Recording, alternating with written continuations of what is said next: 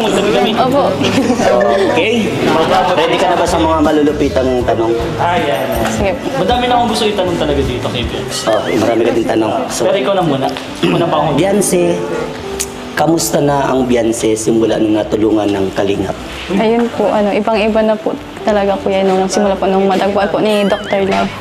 Hindi na po yung Beyonce na nangungutang sa tindahan nun. Tapos, yung nagsasama po, lagi po kami nasa bundok din dati nun.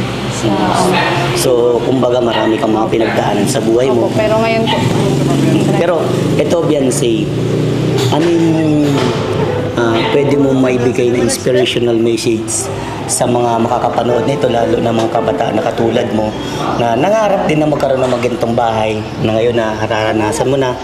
wag lang po sila wag lang po sila sumuko sa sa buhay po nila na tuloy-tuloy lang po sa aman po ng mga pagsubok kumbaga kasi araw-araw man po tayo may pagsubok. Yun. Wag po mawala ng pag-asa. Ako bro, ang pinakano kasi lagi ko nakikita sa Facebook, sa mga comments sa mga supporter niya. Ang gusto ko lang malaman kasi hindi siya nagsasalita sa mga basher. Ano lang gusto mong sabihin sa mga basher? Kasi alam naman natin si Vince sobrang loyal niya sa Team Kalingap. Wala na masasabi talaga doon. Ano masasabi mo sa mga basher? Yung iba po kasi talagang naman po ako pang motivate na lang po din sa akin siguro yung iba. Pero sumasagot ka ba sa mga basher? Pag may nakikita kang Yung may nakita mo kasi ako yung dun po. So, ayan, may tanong din ako dun. Sa amin po ni Kuya Rod. So, ngayon, Beyonce, di ba nakita mo na yung taong tumulong sa iyo at binabash ng iba, gano'ng kasakit sa iyo o paano mo ipagtatanggol yung taong tumulong sa iyo na bumago ng buhay mo? Ano yung masasabi mo doon sa mga gano'n? Di ba, siyempre, sabi ni Pichari, masakit yun para sa iyo na gano'n lang sinasabi sa isang taong tumulong sa iyo. Saka hindi man po totoo pati yung mga sinasabi po nila na yun dapat i-confirm din. Totoo ba yung sinasabi nung totoo ba yun? hindi po. Kung makikita po nila, hindi man po kasi siguro nila pinapanood lahat ng vlog po ni Kuya. Siguro po, gusto lang din po nung magpasikat nung yan na page po yan. Siguro crush mo si Kalingap niya. hindi ibig sabihin, si Kalingap Rob talaga may crush. Baka di siya pinapansin. Tsaka nakita ko din po dun sa mga post po, puro lang po talaga paninira. Siguro po mas mabuti po na magkayahin nyo na lang po si Kuya Rab, yung mga ginagawa po ni Kuya. Yung pagtulong po, maganda man o hindi, ang tinutulungan, mas maging na lang po siguro kayo, Being proud. Oo, maging proud na lang po kayo sa ginagawa pong pagtulong po ni Kuya Rab. Yes, supportada lang kumbaga So, gusto pong magtanong ako? Yung tanong mo lang yung tanong mo. Oo. Bro, pag sumagot talaga siya, Direct to the point. to the point talaga siya. Hindi na yung Ito may tanong ako. Yan. Mahirap na ba yan? Gaano na Ay! katatag ang samahan ninyo ni Bro Edu? Ang bira. Bakit dito sa mga Okay lang, marinig. Okay na marinig. Oh, siyempre. Sige. Yan, pupunta na tayo dun sa magandang Exciting na to. mga Exciting question. part. Yan. Gaano na katatag ang relasyon nyo? Wala na po makakaano. Mukhang na ako dito, bro. Wala nang makakaano. Tinag. Wala na makakatinag. Iba ka? Iba kayo? Actually, pinumumula ko. Ay, mainit na ko, mainit. Mainit po. Pinahatsit niyo po ako eh. Kasi parang pares yung sagot nila eh. Tinanong ko na din yung kay Kalinga Pedro, ganun din yung sagot. May tanong din naman ako. Anong feeling na sinasama ka na ni Kalinga Pedro sa mga scout niya? Magaan po sa pakiramdam na nakikita ko ng nakakasama ko po siya. Alam kong safe. Kasi, May time ba, halimbawa, may time ba na hindi ka kasama sa scout? May time ba na nag-aalala ka, nagsiselos ka? Siyempre, di mo alam yung ginagawa, di ba? Di mo alam yung ginagawa. Di mo alam yung ginagawa ni Kalinga Pedro. May time ba na nag-aalala ka o nagsiselos ka kapag hindi ka minamessage ni Kalinga Pedro na nasa scout siya? minsan po. Huli ka! Kasi Huli? Kasi ngayon, alam niya na kasi kasama siya sa scout. Yeah. Eh nung time na hindi pa siya kasama, ibig sabihin, nagsaselos ka din talaga. Siyempre, di mo alam eh.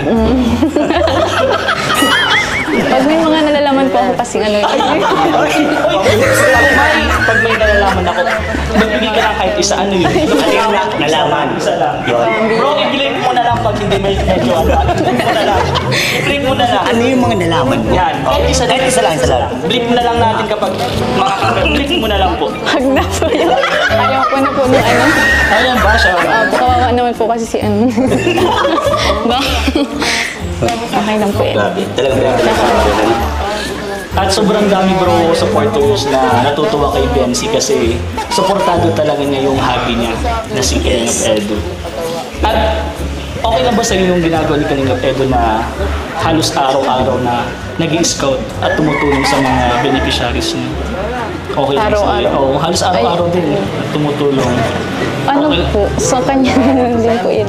Ano, minsan hindi po kasi ano, yung kalusugan niya din po baga ko. Yung nag-grow din. Alam ka na lang pag-uwi niya, nadalcha pa siya dito pag-scout. Nadalcha pa siya dito. Pwede mo naman alagaan pag after ng so, blink na lang.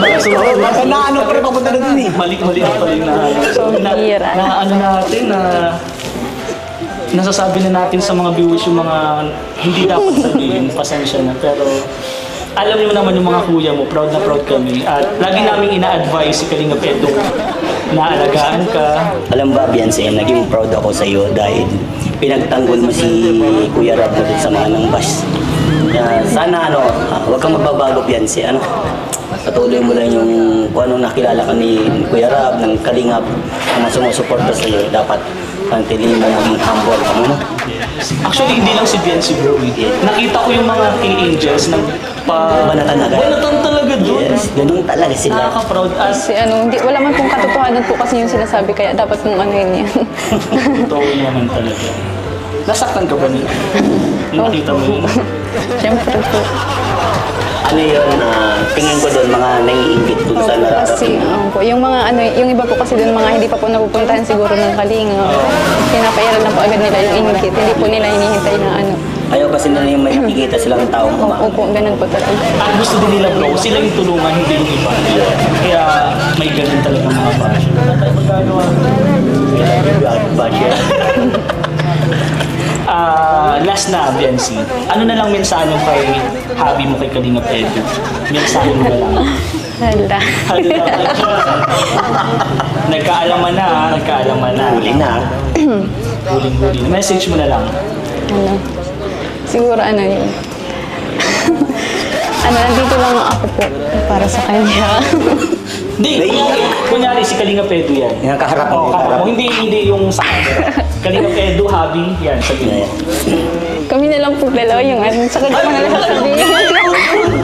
Sige, Gusto personal, bro. Gusto tawagin ko lang si Kalingap Edu.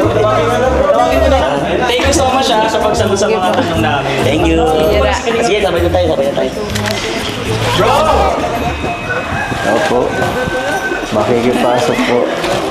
Delivery. Delivery guys. Yung dala mo. Mga alahas mo, magla-live selling tayo eh. Maramay na to. Ay. Parang nakagising mo lang ah. Mukha ba? Pupet puyat ka. Naligo kami kahapon ay. Nice. Naligo ka na naman. Umira pang ilan na yun yung linggo. Kaya, Pangatlo na yan ah. Nag-swimming pa lang tayo nakaraan, tapos meron na naman. iba yung ano yung sa atin mismo sila. Siyempre kasama sila na kami. Nagkukulay orange ka na. Orange. Nagkukulay orange ka na. Ang bira. Ano, kamusta ka? Kamusta na? Absent ka? Absent saan? Hindi ka pumasok ah. Ang bira ka, wala na kapasok. Ano sa akin? Ay, sa'yo ba? Siyempre may vlog. Kaya hindi tayo maano eh. Sabi mo man din eh. May biro lang. So, ang ano? Ay, busy. Hindi ka busy ngayon? Hindi. Kaya nga dito. Papakit ka dyan.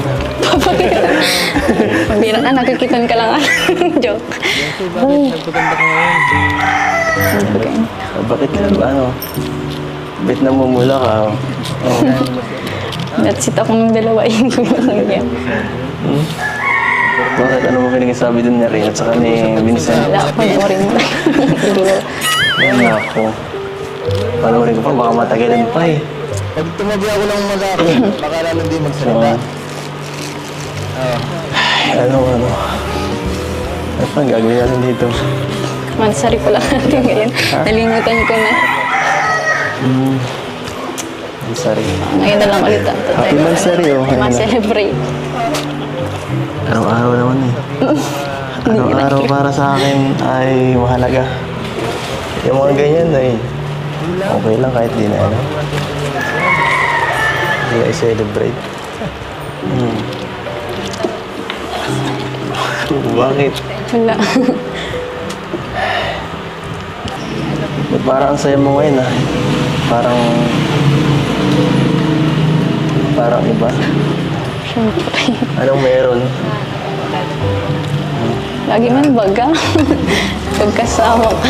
Lagi daw. Pagkasama ako. So, ba yan? Wala ka. Pag ginugod tayo mo ako. Totoo yan. Totoo yan.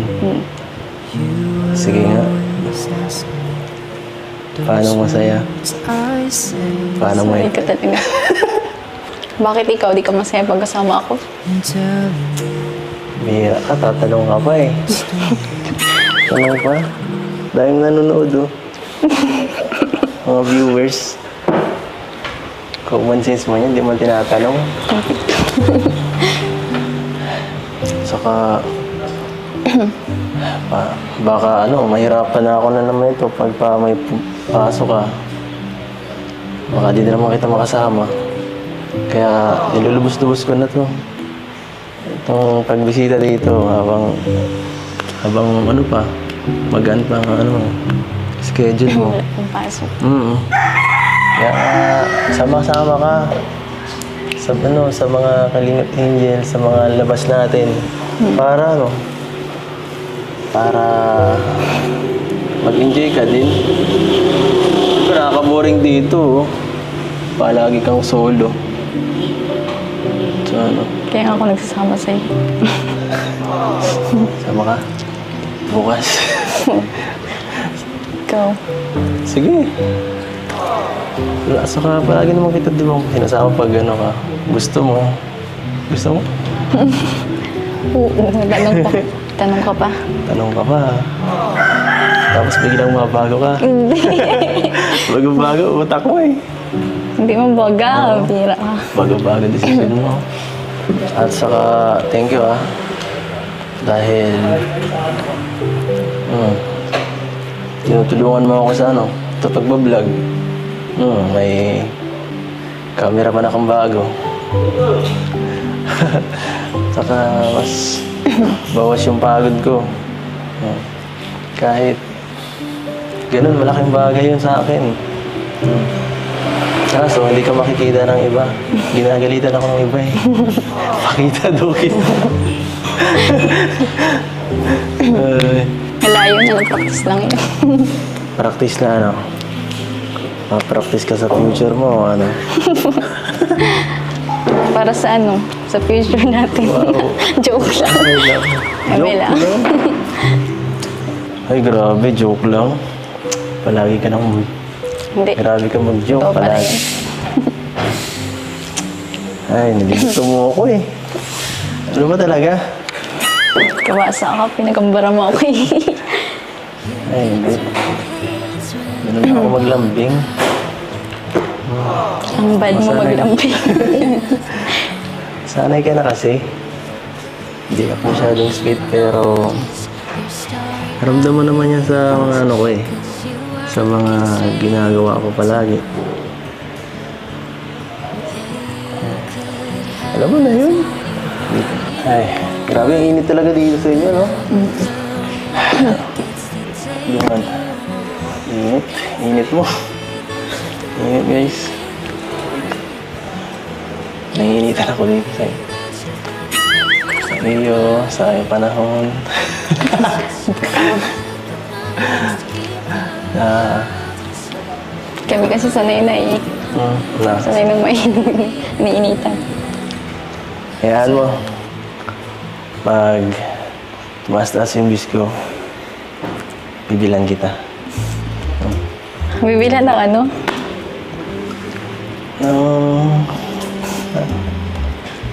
Ano bang gusto mo?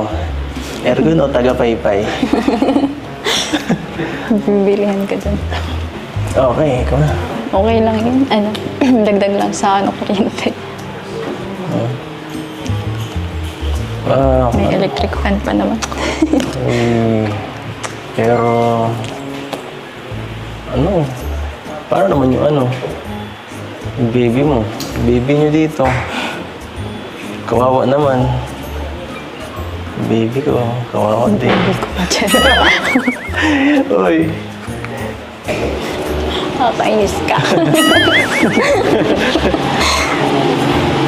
Ang bihira. bakit? Anong meron? Bakit parang ang daming pagkain ngayon?